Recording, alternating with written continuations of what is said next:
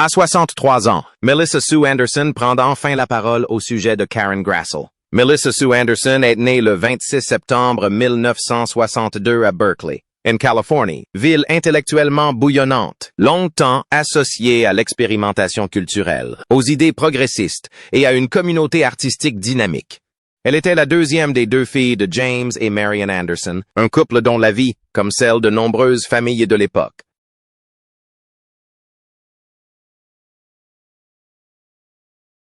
fut marquée par les bouleversements sociaux des années 1960. Sa sœur aînée, Maureen, avait 12 ans de plus qu'elle, un écart d'âge important qui fit de Melissa une sœur qui exerçait une influence presque plus proche de celle d'une jeune adulte que d'une simple camarade de jeu. Cette dynamique lui a offert un mélange unique d'indépendance et de mentorat durant ses premières années. Lorsque Melissa avait 7 ans, la famille Anderson a pris une décision importante qui a bouleversé leur vie. Ils ont quitté la région de la baie de San Francisco, paisible et axée sur les études, pour s'installer à Los Angeles.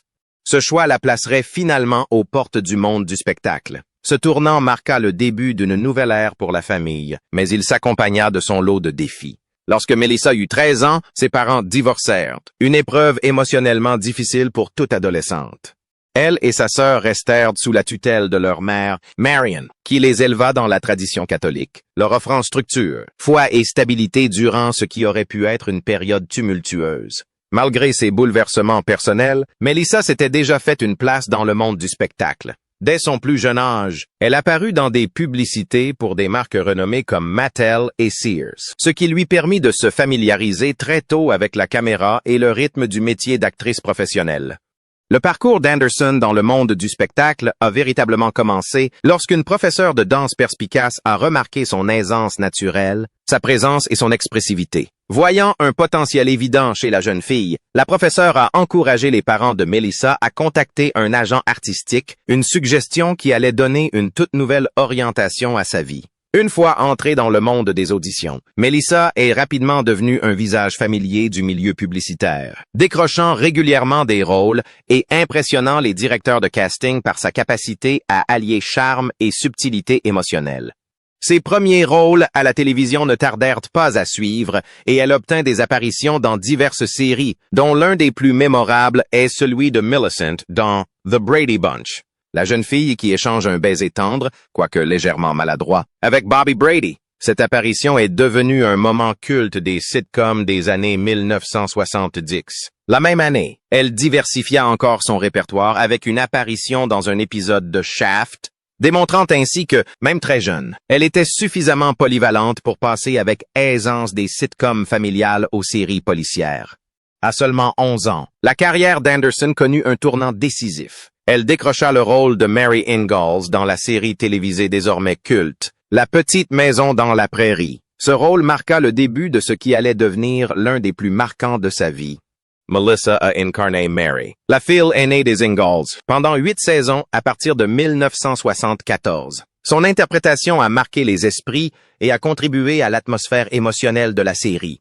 Mary, douce et intelligente, a connu des intrigues parmi les plus dramatiques et les plus complexes de toute la série. Bien qu'elle ait officiellement quitté la série après la 7e saison, son influence est restée palpable et elle est revenue pour 3 épisodes supplémentaires lors de la 8e saison, fin 1981. Ce retour a permis à son personnage de trouver une conclusion plus complète et a offert aux fans un sentiment de continuité et de satisfaction. En 1976, la relation professionnelle de Melissa avec Michael Landon, créateur et vedette de La petite maison dans la prairie, s'est approfondie lorsqu'il lui a personnellement proposé de jouer dans son film autobiographique, Le coureur solitaire. Une invitation marquante que Melissa a plus tard qualifiée d'honneur, soulignant son enthousiasme d'avoir été choisie pour un projet aussi personnel. Elle a interprété le rôle de Nancy Rizzi, la première petite amie du jeune John Curtis, personnage inspiré de Landon et incarné par Lance Kerwin. Cette expérience a dû la marquer, car 1 an plus tard, en 1977, elle partageait de nouveau l'affiche avec Kerwin dans le téléfilm James à 15 ans, où elle incarnait l'amoureuse du personnage principal. Elle y démontrait une fois de plus son talent pour camper des jeunes femmes authentiques et attachantes dans des récits d'apprentissage. Son talent n'est pas passé inaperçu auprès des critiques ni des jurys de prix.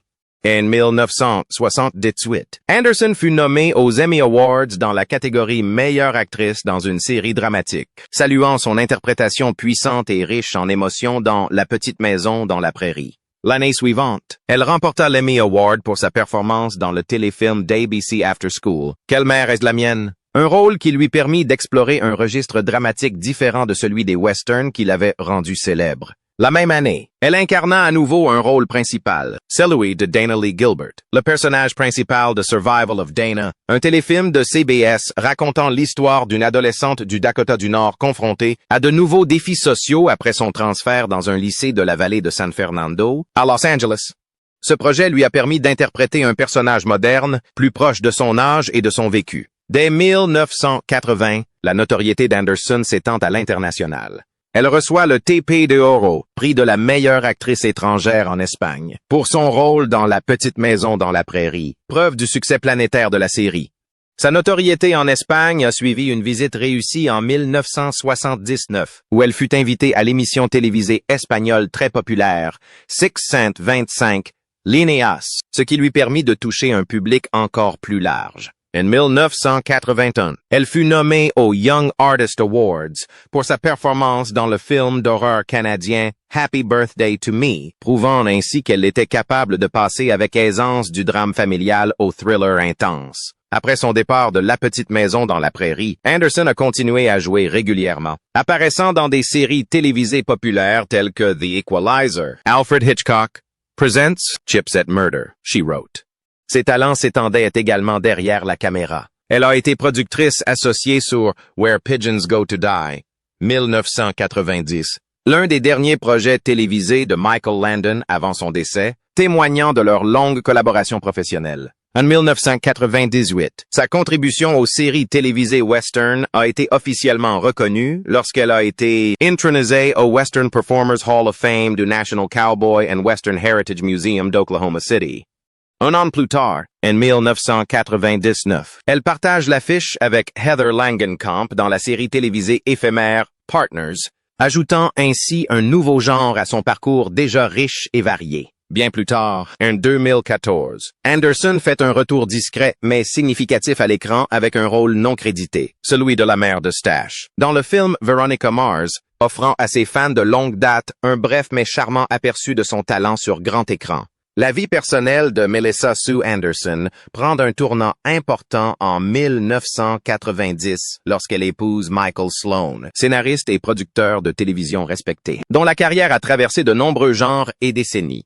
Leur union n'était pas un simple couple hollywoodien. Elle reposait sur un respect mutuel discret, un esprit créatif partagé et une compréhension des exigences de leurs univers professionnels respectifs. Anderson, connu pour sa nature réfléchie et réservée, reconnaissait souvent que Sloan l'avait apaisé, lui offrant à la fois une compagnie précieuse et une présence rassurante à une époque où elle apprenait à se reconstruire après la célébrité fulgurante de La petite maison dans la prairie. Leur mariage devint rapidement un pilier de stabilité dans sa vie, contrastant avec le rythme effréné du monde du spectacle qui avait marqué sa jeunesse.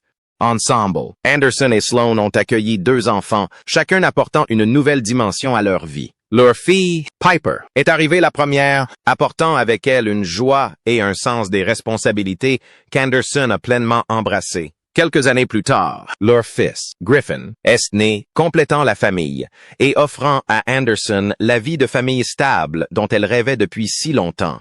Elle évoquait souvent comment la maternité avait adouci son regard et redéfini ses priorités, la détournant des exigences incessantes d'Hollywood pour la tourner vers un monde plus intime et familial. Ces 2 enfants ont grandi auprès de parents qui valorisaient la créativité, la curiosité et l'indépendance, et Anderson était fière de les élever loin des feux de la rampe médiatique qu'elle avait elle-même connue enfant de star. En 2002, la famille a pris une décision audacieuse qui allait changer le cours de leur vie. Ils ont quitté la Californie pour s'installer à Montréal. Ce déménagement n'était pas seulement géographique, il représentait un changement de mode de vie, d'identité et d'avenir pour les enfants d'Anderson. Montréal lui offrait un sentiment d'anonymat, une richesse culturelle et un rythme de vie plus paisible, autant d'atouts qui la séduisaient après des années passées dans un secteur stressant. Elle appréciait le mélange de charme d'antan et de dynamisme moderne de la ville, ainsi que l'intimité que le Canada offrait à sa famille. Cette transition a également ouvert de nouvelles perspectives créatives à Sloan, qui a continué à développer et à produire des projets depuis l'étranger, tout en profitant d'un contexte culturel différent. Après plusieurs années passées au Canada, la famille a franchi une autre étape importante. Elle a obtenu la citoyenneté canadienne le jour de la fête du Canada en 2007. Anderson décrivait souvent cette étape comme symbolique, un moment marquant non seulement un changement juridique, mais aussi émotionnel. Devenir canadienne représentait pour elle une sorte de renaissance, un nouveau chapitre où elle pouvait être à la fois mère et artiste, personnalité publique et personne privée, libérée des pressions qui avaient si souvent pesé sur ses premières années. La cérémonie elle-même, célébrée le jour de la fête nationale, soulignait le sentiment d'appartenance et la gratitude de la famille envers sa patrie d'adoption. Mais la vie est aussi faite de deuil, et celui d'Anderson s'est manifesté sous une forme déchirante bien des années plus tard. Michael Sloan, qui était alors retourné à New York pour son travail et ses projets créatifs, est décédé le 13 août 2025. Sa disparition a marqué la fin d'un partenariat de plus de 30 ans, un partenariat fondé sur l'amour, la collaboration et un soutien indéfectible. Cette perte fut immense, touchant non seulement Anderson et ses enfants, mais aussi d'innombrables collègues et amis qui connaissaient Sloan comme une conteuse hors pair et une personne chaleureuse et perspicace.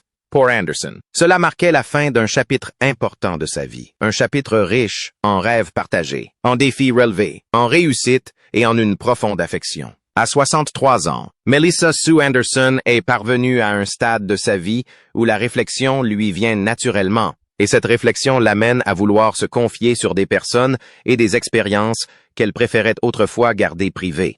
Après avoir passé des décennies à garder une distance discrète, presque sur la défensive, vis-à-vis des coulisses parfois tumultueuses de la petite maison dans la prairie, Anderson a finalement décidé qu'il était temps de parler ouvertement de Karen Grassell, l'actrice qui incarnait la regrettée Caroline Ma Ingalls. Elle a expliqué que l'âge lui apporte une certaine liberté, doublée d'une lucidité émotionnelle qu'elle n'avait pas toujours eue dans sa jeunesse. « Je suis enfin en mesure d'en parler librement », a-t-elle déclaré, sans avoir l'impression de blesser qui que ce soit, ni de rouvrir de vieilles blessures. Mais ce sentiment de maturité, a-t-elle ajouté, lui a permis de partager des vérités avec la douceur et l'équité que, selon elle, l'histoire mérite. Ses propos sur Grassell étaient d'une franchise surprenante, mais prononcés sur un ton réfléchi plutôt que provocateur. Anderson a commencé par reconnaître l'immense influence de Grassell sur le plateau lorsqu'elle n'était qu'une enfant actrice. Karen dégageait une énergie apaisante et maternelle, a-t-elle confié, même lorsque l'ambiance sur le plateau était chaotique ou épuisante pour les adultes. Elle faisait partie de ces personnes qui ont contribué à créer un environnement rassurant pour moi. Anderson a raconté comment elle avait observé Grassell évoluer dans le monde complexe de la production télévisuelle avec ses longues heures de travail, ses conflits de personnalité et ses batailles créatives, tout en conservant sa dignité et son sang-froid. J'ai beaucoup appris d'elle, a-t-elle déclaré, non seulement sur le jeu d'acteur, mais aussi sur la façon dont une femme se comporte dans ce milieu. Anderson n'a cependant pas éludé les aspects plus nuancés de leur relation. Elle a abordé avec délicatesse les tensions bien connues entre Grassell et Michael Landon, un sujet qu'elle a longtemps évité d'évoquer. Elle a admis qu'il y avait des jours où la tension était palpable sur le plateau. Enfant, on ne la comprend pas toujours, mais on sent bien quand les adultes ne sont pas d'accord. Elle a expliqué que, tout en restant proche de Landon, elle éprouvait aussi de l'empathie pour Grassell durant ces périodes. « Je voyais bien qu'elle faisait de son mieux », a déclaré Anderson. Elle tenait beaucoup à son intégrité et se battait pour les causes qui lui tenaient à cœur. C'est quelque chose que je respecte encore plus aujourd'hui qu'à l'époque. Elle s'est même confiée sur sa propre distance émotionnelle avec Grassell pendant le tournage, un sujet qui alimente souvent les spéculations des fans. Quand on est jeune, on a tendance à rester dans sa bulle, a-t-elle expliqué. J'étais proche de certaines personnes, et Karen avait son groupe. Ce n'était pas de l'hostilité, simplement deux mondes différents. Avec le recul, elle reconnaît que Grassell avait peut-être un poids plus important qu'on ne l'imaginait à l'époque. Je pense qu'elle se sentait investie d'une responsabilité, celle de rendre Ma Ingalls non seulement crédible, mais aussi significative, a confié Anderson.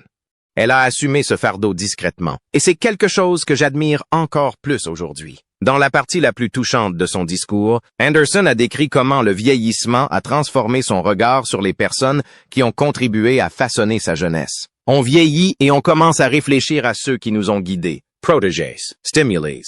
Karen a fait tout cela à sa manière. A-t-elle dit, je ne le voyais pas toujours à l'époque. mais je le vois clairement maintenant. Anderson a souligné que toute distance ou tout malentendu du passé n'avait plus d'importance pour elle.